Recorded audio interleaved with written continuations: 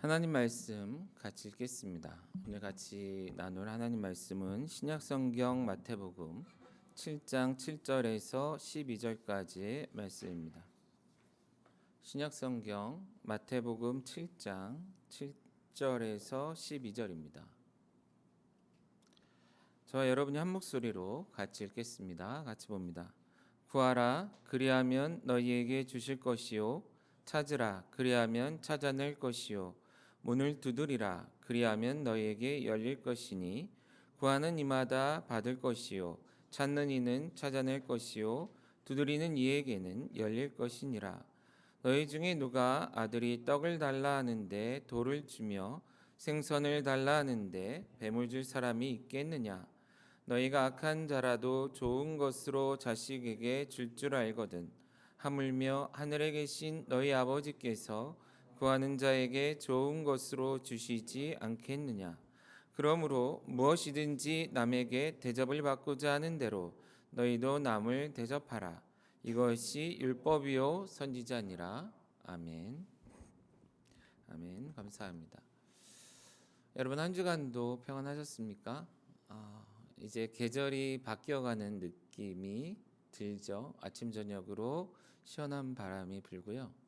낮에도 그늘 쪽으로 걸으면 이렇게 덥게 느껴지지 않는 조금씩 가을의 향취가 느껴지는 그런 계절이 돼가고 있습니다.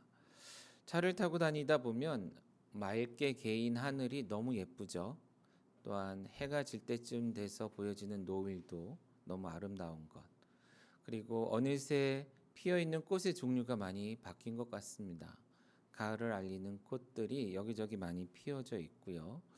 그것으로 인해서 여전히 이런 상황, 곧 우리는 이런 주어진 환경 속에서 많은 제약 속에 있지만 그래서 특별한 변화도 또한 우리의 삶의 이런 시간의 흐름도 잘 체감하지 못하는 것 같지만 여전히 하나님께서 일하고 계시는구나. 또한 올해도 하나님께서 여전히 신실하게 역사하시고 일하셔서 우리에게 새로운 계절, 새로운 시간들을 주고 계시는구나라는 것을 깨닫게 되는 그런 시기입니다. 여러분들도 분주한 하루하루를 살아가시겠지만 가능하다면 한 번씩 우리 가던 길을 멈춰 서서 하나님이 오늘 이 시점에 이 시기에 우리들을 위해 이 시대를 살아가는 우리 모든 인류를 위해 어떤 일을 하고 계시는지 한번 생각해 볼 수 있는 그러한 여유, 더 나아가 그것을 통해 하나님을 예배하는 그런 예배자가 되시기를 먼저 바라봅니다. 오늘 우리가 같이 나눌 말씀은 마태복음 7장 7절에서 12절에 있는 말씀입니다. 한동안 우리가 기도에 대한 말씀을 나눴죠. 특별히 주님이 가르쳐 주신 주기도문이라 불리우는 그 내용을 우리가 몇 주에 걸쳐서 함께 나눴습니다. 그리고 그 주제를 어느 정도 마무리하는 시기에 어떤 말씀을 나누는 게 좋을까 했을 때 가장 먼저 발견되고 떠오른 구절이 이 말씀입니다. 근데 공교롭게도 제가 올 2월 달에 한번 설교도 했었더라고요. 물론 조금 관점은 다를 수 있는데 그것도 좀 기억하셔서 가능하다면 이 시간 우리가 기도에 대해 고민했던 이 모든 시간들 다시 한번 정리하고 더 나아가서 이제는 우리의 삶에 어떤 기도의 열매들이 맺혀지기까지 하나님께 나아가는 우리가 되기를 다짐하는 이 시간 되어지기를 원합니다. 우리가 기도에 대해서 이야기하고 또 말씀을 나누면서 크게 물론 여러 관점이 있다고 그랬어요. 그러나 크게 두 가지 관점으로 나눠서 본다면 하나는 기도는 하나님과의 만남으로 우리가 정의할 수 있다 이야기했습니다.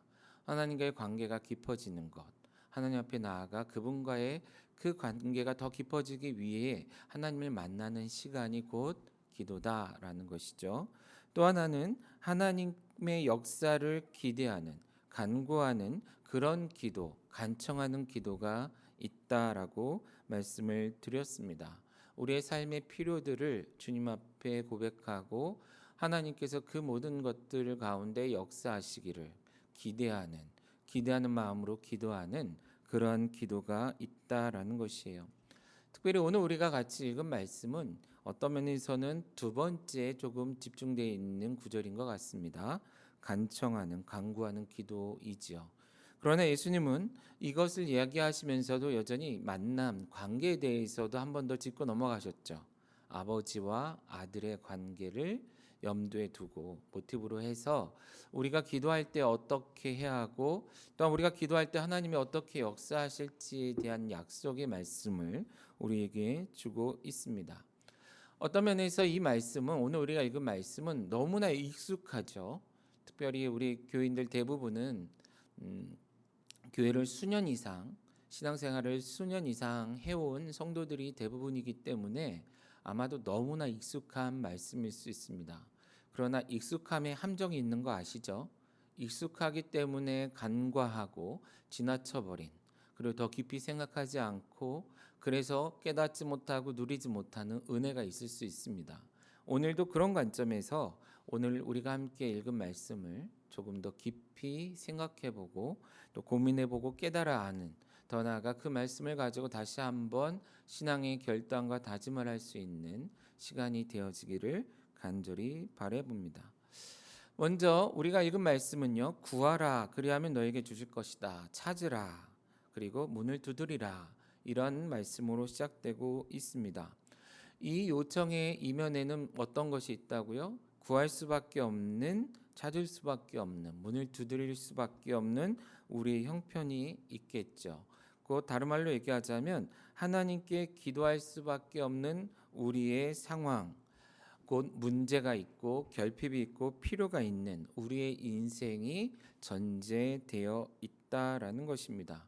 어떤 면에서 이것은 오늘날 특별히 인류가 죄를 짓고 아직 완벽한 구원을 경험하지 못한 완전한 하나님 나라를 경험하지 못한 이 종말의 때를 보내는 인간들이 경험할 수밖에 없는 한계가 아닌가 그런 생각이 듭니다.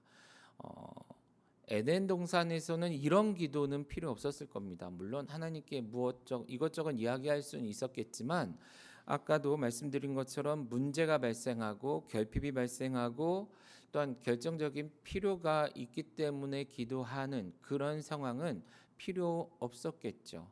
그곳은 부족함이 없는 완벽한 하나님이 만드신 참 아름다운 동산이었기 때문입니다. 또한 하나님의 나라가 다시금 완벽하게 이루어지는 그때에도 곧 우리가 하나님 나라에 이르렀을 그때 그의 나라가 이 땅 가운데 임한 이후에도 이런 기도는 필요 없을 것 같습니다. 왜요? 그곳에서도 여전히 부족함이나 문제나 결핍은 없을 것이기 때문이다라는 것이죠. 그럼 우리 간청하는 기도는 하나님의 나라가 온전히 임할 그때까지 어쩔 수 없이 여러 가지 문제와 결핍과 필요를 느끼며 살아가는 인간의 삶, 우리의 삶의 현장에서 그런 한계로부터 시작되는 필요에 대한 기도이기 때문이다라는 것입니다. 자, 이런 문제, 곧 결핍의 문제, 필요의 문제를 놓고 생각할 때 우리는 그러므로 몇 가지 것을 생각해 볼 수 있겠네요. 무엇이냐면 첫 번째는 불능, 두 번째는 무능, 세 번째는 무관심. 이런 것을 한번 생각해 볼 수 있지 않을까 그런 생각이 듭니다. 무슨 얘기냐면요. 우리의 삶을 살아가면서 불가능해 보이는 문제를 우리가 만난다라는 것입니다. 곧 불능 상태에 우리는 놓여 있다라는 것이죠. 어떤 면에서 이런 불가능 혹은 불능이라는 표현은 우리의 삶에 직면하게 되는 문제, 결핍 혹은 필요에 집중했을 때 나오는 표현일 것입니다. 작은 것으로 우리가 하나님께 간구하지 않죠. 너무나 단순하고 쉬운 일이기 때문에. 그러나 어떤 문제는 내 힘으로 해결할 수 없을 만큼 커요. 너무 커요. 그래서 불가능해 보이는 일처럼 느껴진다라는 것이죠. 우리의 인생에 많은 것들이 그렇게 불능 상태의 문제, 불가능해 보이는 문제들 아니겠습니까? 그런 문제들을 가지고 우리는 하나님께 기도할 수밖에 없는 자들이다라는 것입니다. 반면에 무능이라는 표현도 사용했는데 무능은 어떤 면에서 우리들 곧 그 문제 앞에 서 있는 우리들에게 중심을 둘 때 쓸 수 있는 표현일 것입니다. 그 문제도 문제지만 그 문제를 해결하기에 우리는 너무나 능력이 없는 것이죠. 무능한 것이에요. 우리가 무능하기 때문에 하나님께 기도할 수밖에 없다라는 것입니다. 그리고 마지막으로 사용한 표현은 무관심입니다. 좀 생소할 수 있는데 이런 것이에요.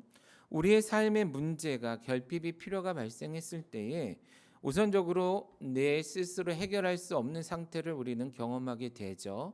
결국 불가능한 문제 앞에서 우리는 무능함을 느낀다라는 거예요. 그러나 모든 문제가 완벽한 불가능 상태는 아니죠. 우리 주위를 둘러보면 누군가가 조금만 도와주면 혹은 대신해 준다면 함께 해 준다면 해결될 수 있는 많은 문제들이 있습니다. 나 스스로에게는 나에게는 무능한 불가능해 보이는 그런 문제이지만 누군가가 도와주고 함께 해 준다면 가능해지는 문제가 있다라는 거예요. 그럼에도 불구하고 우리는 왜 그것을 해결하지 못하고 여전히 문제를 껴안고 살아가고 있습니까? 그들이 돕지 않기 때문이죠. 그들이 함께하지 않기 때문입니다. 다른 말로 얘기하자면 나의 상황, 내가 짊어지고 있는 문제에 사람들이 관심을 두고 있지 않기 때문이다라는 것입니다. 세상의 무관심, 많은 사람들의 무관심 속에서 우리는 좌절할 수밖에 없죠. 우리는 무너질 수밖에 없고, 그리고 우리는 우리의 무능함을, 우리의 부족함을 뼈저리게 체감할 수밖에 없다라는 것입니다. 그러한 상황 속에 있는 우리가 할 수 있는 것 혹은 해야 하는 것, 곧 그런 상황 속에 있는 우리를 도울 수 있는 유일한 분 누구죠? 절대자 하나님. 그 하나님 앞에 나아가는 것이 기도다라는 것이에요. 특별히 간구하는 기도일 수 있겠다라는 것이죠. 우선적으로 전에도 말씀을 드린 것 같지만 이런 상황 속에 찾아갈 수 있는 누군가가 있다라는 것은 엄청난 특권입니다. 그 절대자 하나님이 우리의 하나님이라는 것, 바로 그분이 우리 아버지라는 것은 엄청난 특권입니다. 많은 사람들은 그 하나님을조차 알지 못하기 때문에 자기 인생에 아무도 없다라고 생각하고 자기 인생엔 소망이 없다고 생각하며 여러 가지 극단적인 행동들을 하는 것을 우리가 볼 수 있지요. 그러나 우리는 하나님의 백성으로서 곧 우리의 이러한 절대적인 한계 상황 속에서도 찾아갈 수 있는, 엎드릴 수 있는, 구할 수 있는 하나님이 있다라는, 하나님이 계신다라는 이런 특권을 충분히 받아 누릴 수 있는 우리가 되었으면 좋겠습니다. 또한 우리가 읽은 말씀을 보면요, 그런 우리가 하나님 앞에 나아가서 하는 행위는 기도예요. 곧 구하고 찾고 두드리는 것인데, 우리가 그렇게 할 때에 이런 우리의 간구에 응답하시는 하나님이 계심을 예수님께서 말씀해 주고 있다라는 것입니다. 다른 말로 얘기하자면 우리의 삶에 발생하는 문제를 해결해 주시는, 우리의 삶에 발생하는 결핍을 해소시켜 주시는, 우리 삶에 발생하는 필요를 충족시켜 주시는 그 하나님이 계신다라는 것을 우리에게 또한 말씀해 주고 있다라는 것이에요. 곧 구하는 자에게 주시는 분, 찾는 자에게 찾게 하시는 분, 찾아지시는 분일 수도 있고요. 그리고 또한 두드리는 자에게 열어주시는 하나님이 있다라는 것입니다. 사실 이 하나님과 우리의 만남이 이루어지는 이 기도 안에는 엄청난 간절함의 만남이 또한 이루어지고 있는 것임을 우리가 그러므로 생각해 볼 수 있습니다. 우리 역시 간절하죠. 기도하는 사람으로서의 간절함이 있어요. 뭐죠? 스스로 해결할 수 없는 문제 앞에 서 있는 우리, 그 앞에서 좌절하고 있는 우리 안에서 발견되어지는 그러한 간절함. 그리고 더 나아가 그 문제를 해결하고 싶어 하는, 그러나 해결할 수 없어서 애달아하는, 그러나 꼭 해결하고 싶어서 안달할 수밖에 없는 그러한 간절함. 그런데 그런 간절한 우리 앞에 동일하게 다른 의미의 간절함을 가지고 서 계시는 그 하나님이 계신다라는 것을 우리가 기억해야 한다라는 것입니다. 물론 그 간절함을 다른 의미로 표현해야 될 것이에요. 안타까움, 사랑, 이런 표현으로 쓸 수 있겠죠.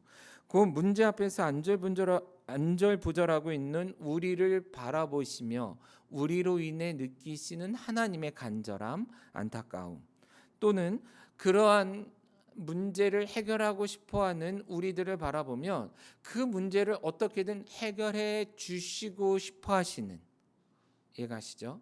우리는 얻고자 하지만 하나님은 주시고자 하시는, 우리는 찾고자 하지만 주님은 우리에게 찾도록 도와주고 싶어 하시는, 우리는 열리지 않는 문 앞에서 답답하면 두들기지만 이 두들기는 우리 앞에서 문을 열어주고자 하시는 하나님의 안타까움과 간절함이 있다라는 거예요. 그런 두 간절함이 만나는 것이 기도의 자리고 만나는 것이 기도다라는 것을 우리가 기억해야 한다라는 것입니다. 그리고 더 나아가 주님이 하신 약속은 그런 간절함이 만나는 곳에 하나님의 응답이 주어질 것이다라는 거예요. 하나님의 역사가 나타날 것이다라는 것입니다. 곧 우리에게 가장 좋은 것으로 응답하시는 그 하나님으로 인해 우리의 삶의 문제가 해결되고 결핍이 해소되고 피로가 채워지는, 충족되어지는 삶을 살아가게 될 것이다라는 것이에요. 그런데 그런 일이 이루어지는 것이 단지 우리가 간절하기 때문에 이루어지는 것도 아니고, 그것이 하나님께서 우리에게 그것을 약속하셨기 때문에 약속한 대로 내가 들어줘야지 하는 의무감 때문이 아니라, 바로 자녀된 우리를 너무나 사랑하시기 때문에, 우리를 불쌍히 여기실 뿐만이 아니라 우리를 너무나 사랑하셔서 무엇이라도 우리가 원하는 것 그 이상의 것을 채워주시고자 하시는 그런 하나님의 사랑, 그 자녀된 우리를 향한 아버지 하나님의 사랑으로 인하여 이루어지는 하나님의 응답이 있을 것이다라는 것을 말씀해 주고 있다라는 것입니다. 그런 하나님이 계시기에, 그런 하나님이 되시기에 우리는 기도할 수 있다라는 거예요. 우리 앞에 있는 문제가 아무리 클지라도, 그것 앞에 서 있는 우리가 아무리 초라하고 무능해 보일지라도, 우리 주위를 둘러볼 때 무엇 하나, 누구 하나 나에게 관심을 두지 않는 것 같아 나는 끝인가라고 생각이 드는 그 순간조차도 우리는 아버지 되시는 하나님 앞에 나아가 구하고 찾고 두들길 수 있다. 그 두들기는, 찾는, 구하는 것으로서의 기도할 수 있는 특권이 주어져 있다라는 것을 우리가 다시금 기억해야 한다라는 것입니다. 그리고 더 나아간다면 그런 기도를 이제는 해야 한다라는 것이죠. 그것을 그래서 주님은 하라고 말씀하신 것입니다. 하라. may도 아니고요. 강한 명령어입니다. ask, seek and knock.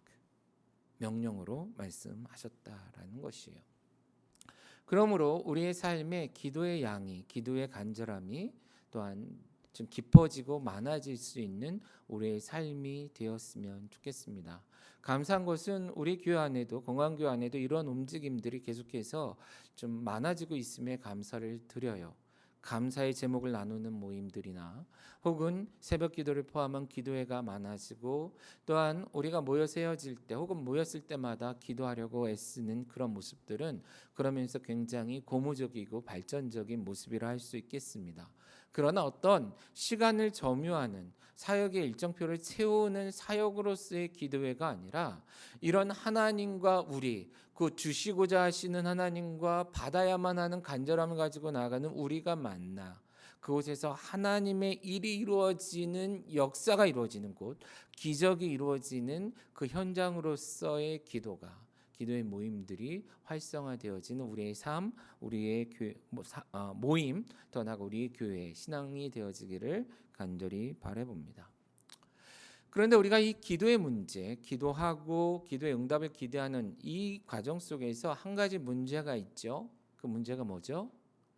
그 문제는 시간이라고도 표현할 수 있을 것입니다. 문제는 시간. 더 정확히 얘기하면 우리가 간절한 마음을 가지고 기도하는 것과 하나님께서 그 사랑으로 응답해 주시는 그 시점, 그 시간 사이에 간극이 있다라는 것입니다. 시간차가 있다라는 거예요. 나는 현재 어려움 속에서 하나님께 기도하는데 하나님의 응답은 미래의 시간에 이루어질 것이다라는 것입니다. 물론 이 미래라는 것이 즉각, 즉시로 내 눈앞에서 경험될 수도 있어요.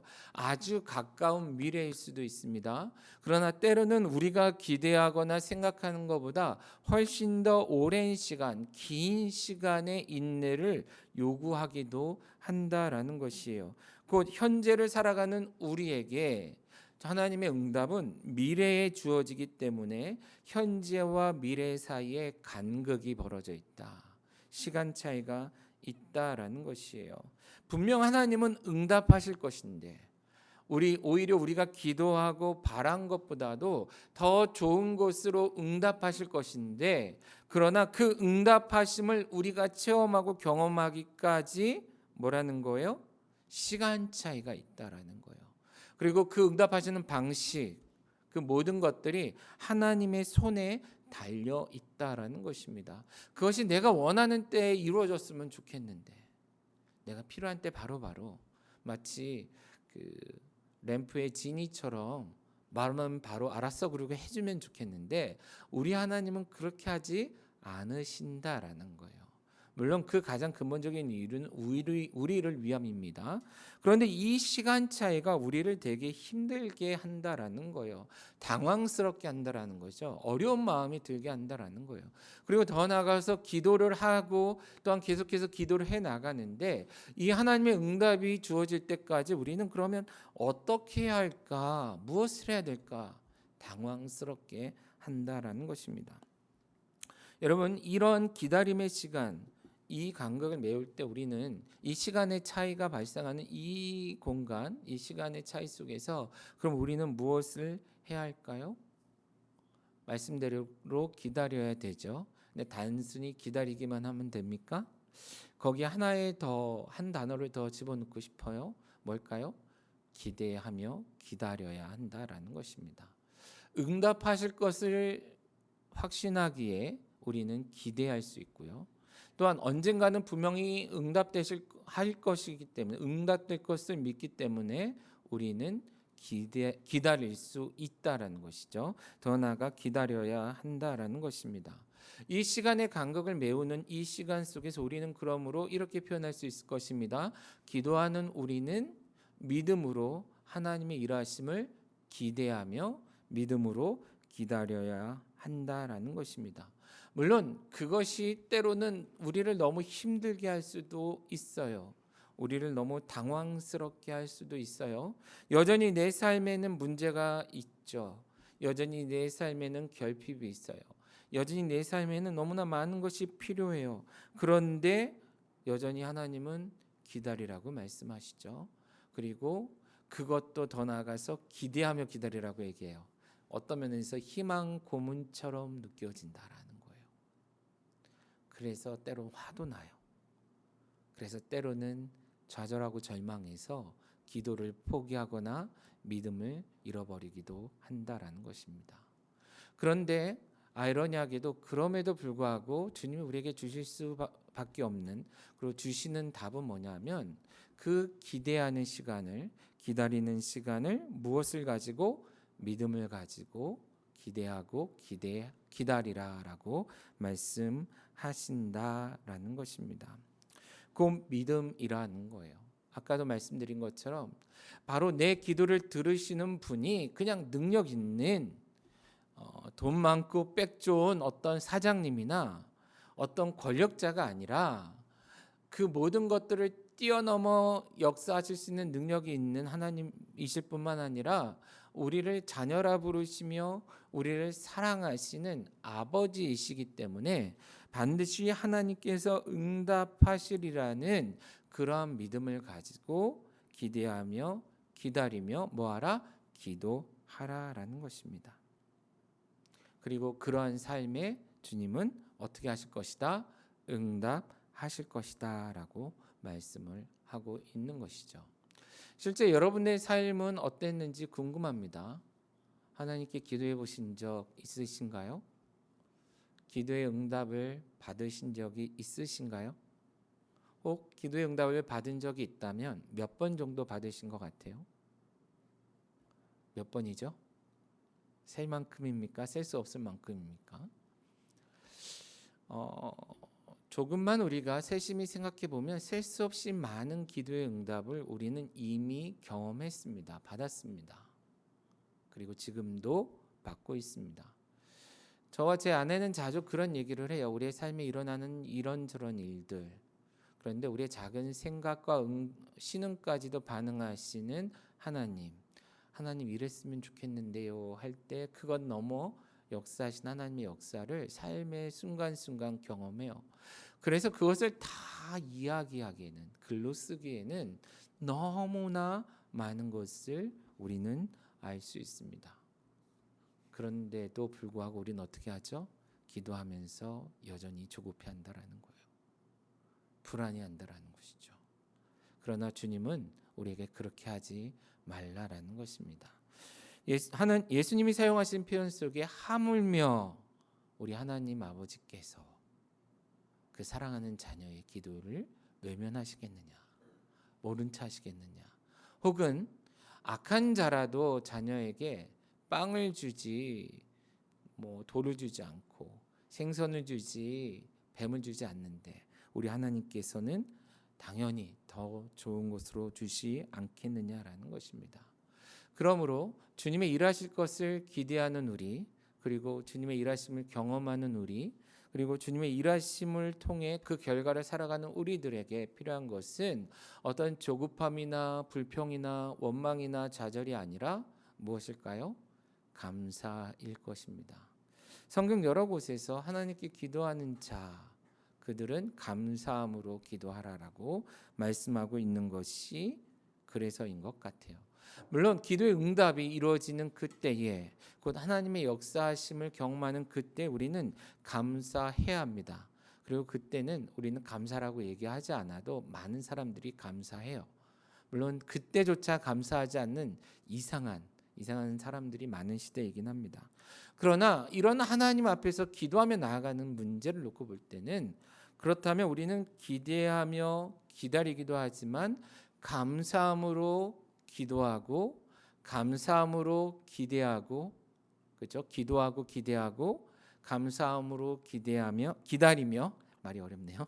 감사함으로 그 열매를 받아 누리며 살아가는 것 또한 필요하지 않겠느냐라는 것입니다. 많은 사람들은 기도 응답이 이루어져야만 감사하다고 얘기해요. 내가 원하는 대로 뭐가 돼야지 감사하다고 얘기해요. 그러나 여러분, 아까도 처음에도 말씀드렸죠. 아무도 나에게 관심 두지 않아요. 무관심해요. 나는 무능해요. 어디 하나 찾아가서 하소연할 때도 없어요. 그런데 우리 하나님이 계셔요. 그 하나님은 구하라 말씀하세요. 기도하라고. 내가 기도할 수 있다라는 것, 내가 하나님 앞에 신음할 수 있다라는 것이 감사 아닌가요? 어느 누구도 나에게 약속하지 않아요. 기다리라고도 얘기하잖아요. 관심 없다니까요. 그런데 기대하며 기다리래요. 그 사실만으로도, 그 상황 자체가 감사할 일 아니겠냐라는 것이에요. 어떤 방법으로도 해결할 수 없는 일처럼 보였는데 그 일이 해결됐어요. 하나님으로 인해. 너무 감사하지 않냐라는 것이죠. 그리고 더 나아가서 그 하나님의 일하심의 결과로 우리의 삶은 변화되었죠. 하루하루 달라진 다른 삶을, 변화된 삶을 우리는 경험하고 살아가고 있어요. 감사하지 않냐라는 거예요. 그런데 너무나 많은 사람들은 어느새 그것을 잊어버리죠. 이제 그것은 당연한 거예요. 더 많은 것을 기대하죠. 월세를 살던 사람은 전세를 위해 기도했다고 얘기해요. 전세로 이사 가면 집을 사게 해달라고 그래요. 집을 사면 더 큰 평수로 가게 해달라고 그래요. 더 큰 평수로 가면 학군을 탓하고 다른 곳으로 가면 좋겠대요.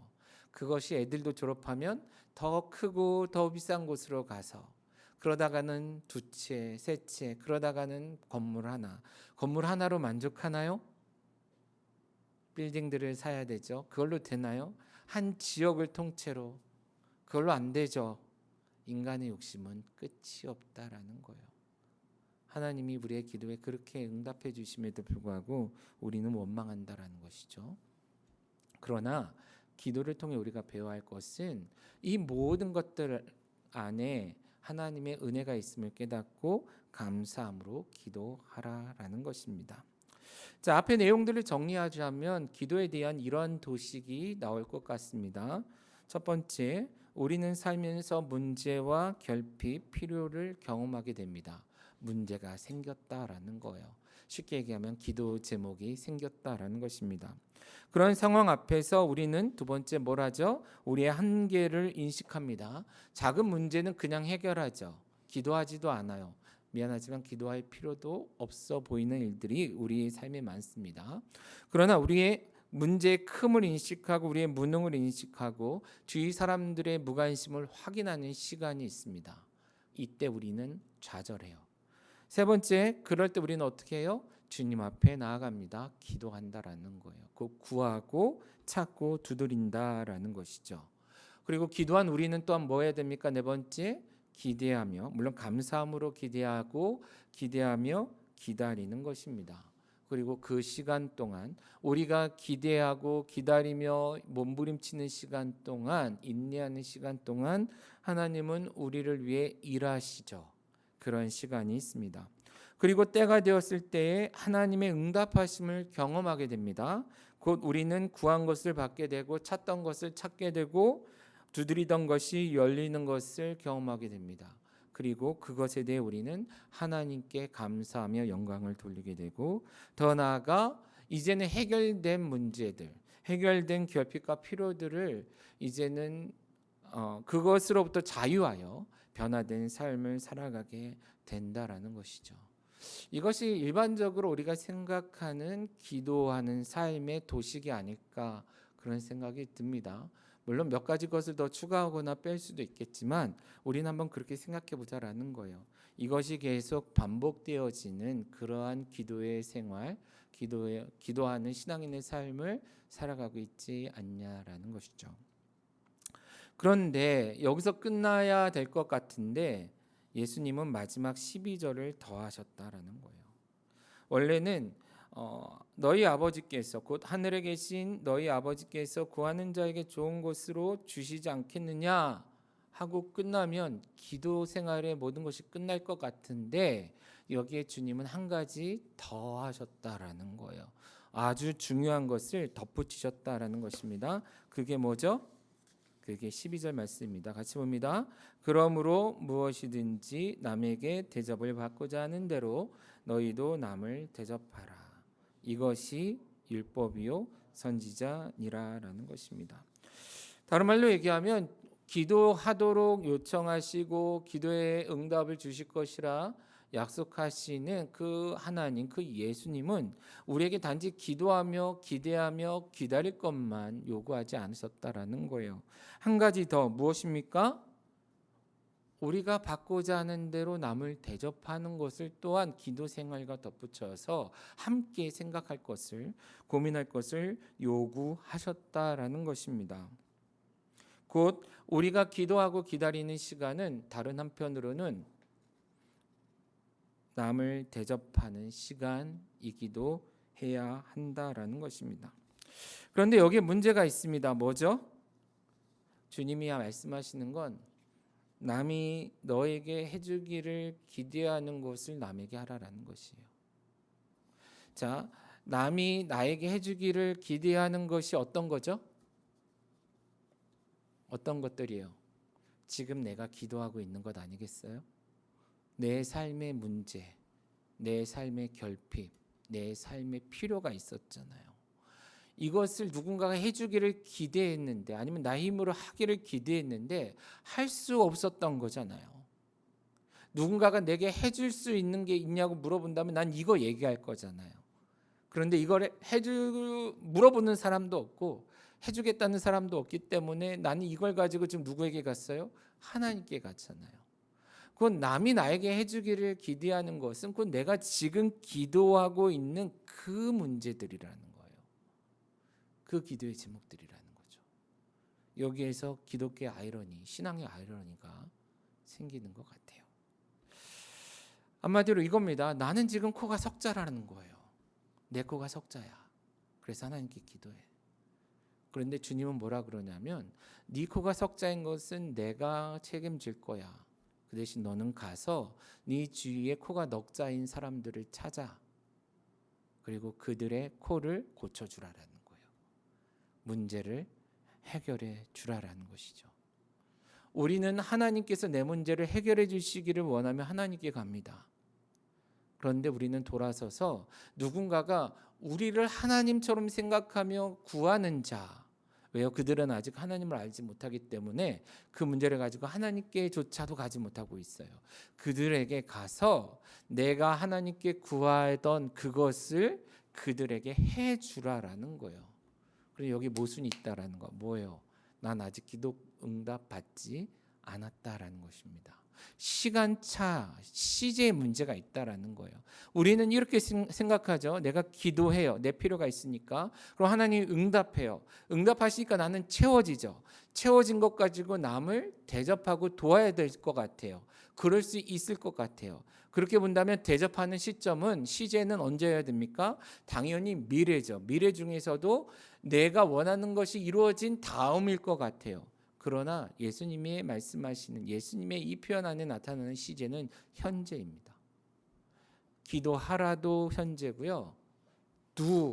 행하라, 곧 대접하라는 것도 현재다라는 거예요. 이 현재는 아직 내 기도의 응답이 이루어지지 않은 시점이다라는 거예요. 난 여전히 결핍해요. 난 여전히 필요한 게 많아요. 난 여전히 문제 속에 있어요. 그런데도 불구하고 나와 같은 어려움을 느끼고 있는 사람들에게 가서 그 문제를 해결해 주라라는 거예요. 하라라는 거예요. 모순이죠. 우리 교회를 예로 들어서 설명하겠습니다. 우리 교회는 돈이 없어요. 돈이 없어서 하나님께 돈을 달라고 기도해요. 하나님, 더 좋은 교회가 되기 위해 돈이 필요해요. 그런데 우리는 돈을 가지고 이웃을 섬겨야 해요. 왜요?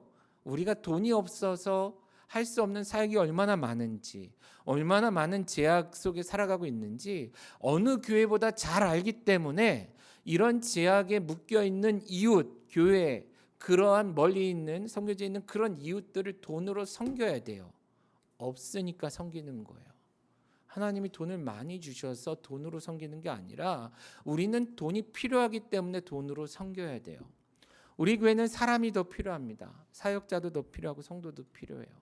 그래서 우리는 사역이 있는 곳에 가서 몸빵해요. 몸으로 섬겨요. 사람이 없어서 할 수 없는 일이 너무 많은 걸 알아요. 너무 훌륭한 사람이 있고 너무나 훌륭한 사역이 있는데 도와주는 사람이 없어서 아무것도 못하고 있는 그런 사람들이 눈에 보여요. 그래서 우리는 우리 전도사님들과 사역자들과 함께 그런 곳에 가서 발렌티어로 섬겨요. 그리고 그들이 그 일을 하도록 돕죠. 왜 그래요? 사람들은 우리 교회에 사역자가 많아서 그럴 거라고 생각해요. 아니에요. 우리는 사역자가 적어요. 왜 적습니까? 우리가 꿈꾸고 있는 하나님의 나라가 너무 커요. 이 몇 명의 사역자로는 택도 없어요. 100명, 1000명이 모여도 부족해요. 적어요. 그래서 저는 늘 기도해요. 하나님, 더 많은, 더 훌륭한 준비된 사역자를 보내주세요. 그러니까 내가 이것을 기도하기 때문에 이러한 사람이 나보다 적거나 내가 없어서 못하는 그런 사역자들을 가서 돕는 것입니다. 그리고 우리 사역자들에게도 그렇게 도우라고 이야기하는 것이죠. 우리는 공간이 필요합니다. 물론 하나님께서 우리에게 사무실을 넘어서 이제 예배할 수 있는 공간도 주셨는데 마음껏 찬양하고 마음껏 하나님의 나라 사역을 할 수 있는 충분한 공간이 우리에게는 부족해요. 그래서 하나님께 기도해. 하나님, 저런 거 우리 주시면 안 될까요? 하면서 맨날 돌아다녀요. 그래서 내 주위에 공간 때문에 고민하고 있는 사역자들에게 늘 물어요. 우리 공간이라도 필요하면 써요. 여기서 선교를 위해, 사역을 위해, 무엇을 위해서라도 내가 가진 거 쓰세요. 혹은 내가 아는 사람들이 혹은 내가 속해 있었던 어떤 교회나 어떤 지인들을 통해 그 공간들을 찾아주려고 노력을 해요. 왜요? 없으니까. 그게 성경의 원리다라는 것입니다. 그런데 여기서 한 가지 더 나가면 정말 잔인할 만큼 아이러니해요. 왜 그렇습니까? 우리는 이것을 실천하려면, 남을 대접하는 것을 실천하려면 우리의 상처, 우리의 트라우마를 극복해야만 가능하기 때문에 그래요. 앞에서도 말씀드렸죠. 왜 내가 그 문제를 가지고 하나님께 가냔 말이에요. 내 이웃은 나에게 그때 무관심했기 때문이죠. 내가 필요할 때 누군가 돈을 줬다면 나는 그것 갖고 하나님께 기도하지 않았을 거예요. 내가 사람이 필요할 때 많은 사람들이 쉽게 나와 함께 해줬다면, 그 사람이 날 도와줬다면 난 하나님께 사람을 달라고 기도하지 않았을 거예요. 나에게 충분한 공간이 있었다면, 내가 쓰고자 할 때 누군가가 흔쾌히 그 공간을 내게 내어줬다면 나는 그것을 가지고 하나님께 기도하지 않았을 거예요. 그러나 그때에 많은 사람들이 외면했어요. 내가 돈이 필요할 때 돈을 주지 않았고, 나와 함께 하기를 원했을 때 나와 함께 하지 않았고, 나와 함께 나에게 공간을 활용하도록 구했으나 허락해 주지 않고 생색내거나 갑질했다라는 거예요. 그것이 우리에게는 한이 되죠. 상처가 돼요. 트라우마가 돼요. 화가 나요. 복수하고 싶죠. 그래서 나도 나중에는 하나님 내게 많은 것을 주시면 갑질하고 싶은 마음이 너무 많아요. 그런데 주님은 그렇게 하지 말라라는 거예요. 우리의 상처를 뛰어넘어야, 우리에게 무관심했던 사람들에 대한 상처를 뛰어넘어야 주님이 말씀하신 12절을 실천할 수 있다라는 것입니다. 물론 여전히 그들은 우리가 그들을 위해 해주는 거에 관심 없을 수 있어요. 그러나 재밌는 것은 업은 곳에서 상처받고 다른 곳에서 화풀이 하거든요. 아무도 나를 도와주지 않았다고 나도 이젠 아무도 안 도와줄 거라고 그래요. 그것은 잘못된 생각이다라는 것입니다. 하나님의 방식은 그렇게 이루어지지 않는다라는 것이에요. 오히려 그 어려움을 알기 때문에, 그 한계 상황의 한계를 너무나 잘 알기 때문에 우리는 해야 하는 것이에요. 이번 추석에도 그런 일들을 했던 것입니다. 왜 하냐고요? 내가 아니까. 바닷가에 행복해하던 외국인 사역자의 표정을 보면서 많은 분들이 너무 예쁘고 너무 즐거웠다고 얘기해요. 그거 저희가 가졌던 표현이에요. 표정이에요. 제가 그랬어요. 새로운 곳에 가서 새로운 곳을 봤을 때에 그렇게 행복해했어요. 아무도 안 도와주는 것 같아서 힘들었으나 하나님께서 우리의 기도 들으사, 울면 안 되는데 응답하사 경험하게 하셨기 때문에, 마찬가지 원리가 우리의 삶에 필요하다라는 것입니다. 그러니까 해야 되는 거예요. 그러니까 기도하고 기대하고 기다리며 사역해야 한다라는 것이죠. 주님은 바로 그렇게 섬기라고 얘기하세요. 그렇게 그들의 필요를 채우는 것이 진정 기도하는 자의 자세라는 거예요. 현재 나는 기도해요. 현재 나는 그 문제로 힘들어해요. 그러나 현재 나는 여전히 내 주위를 돌봐야 해요. 그럴 때에 하나님의 역사심이 나타날 것이다라는 것입니다. 물론 그것은 조건적인 것이 아닙니다. 당연한 것으로 우리에게 말씀하십니다. 그러므로 우리 12절 마지막을 이렇게 말씀하신 것입니다. 뭐라고요? 이것이 율법이요 선지자니라. 늘 말씀드리지만 예수님 말씀하시는 시절에는 신약 성경이 없었습니다. 그 당시에 그들이 생각하는 하나님의 말씀은 모세의 율법과 선지자들의 강령이, 선지자들의 글이 전부였던 거예요. 곧 구약 역사 속에서 하나님이 우리에게 계속해서 말씀하시는 것이 바로 이것이다라고 말씀을 하시는 것이죠. 이것이 오늘날 성도들, 사역자된 우리들의 삶의 자세여야 한다라는 것입니다. 말씀을 정리합니다.